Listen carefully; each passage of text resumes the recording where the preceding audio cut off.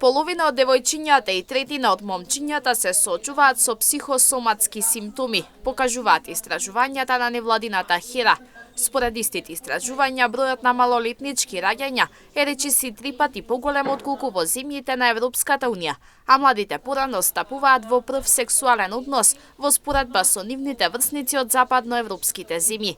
Панел дискусијата која денеска се одржа во општина Штип е со цел да отвори диалог за подобрување на менталното здравје, како и сексуалното и репродуктивното здравје. Дека 52% од младите луѓе,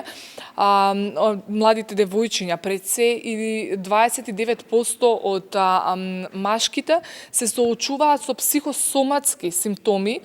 и тоа секојдневно на неделна основа повеќе кратно, што значи дека тоа е огромна млада популација која што има и текако сериозна потреба од едукација и запознавање со овие содржини. Она што исто така многу битно е да споменеме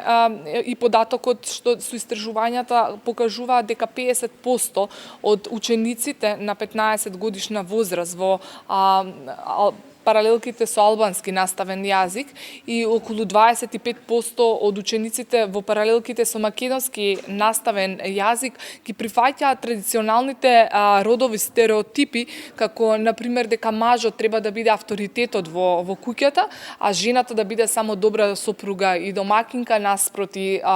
напредувањето во кариерата. Младите на возраст од 15 до 18 години секојдневно се соочуваат и со различни видови насилства. Токму поради тој факт фокусот и на превенција и заштита од насилство кај младите. Психологот Гордана Блажевска-Спиридонова вели дека овде особено важна е поддршката со цел младите погласно да зборуваат за насилството кое се врши врз нив. Повторно да им се даде сериозна поддршка да имаат правилен пристап кон менталното здравје, потешкотиите со менталното здравје, правилно да го разбираат менталното здравје, да разберат дека повлекувањето во себе не е единствен одговор, туку барање на начини да си одговорен за своето здравје, така што активно ќе се побуниш, активно ќе се соочиш, ќе се негуваат други, да речеме, вредности, како што е сочувствителност, емпатија, поддршка, препознавање на потребите кај врсниците, отколку да биде само грижа, да речеме,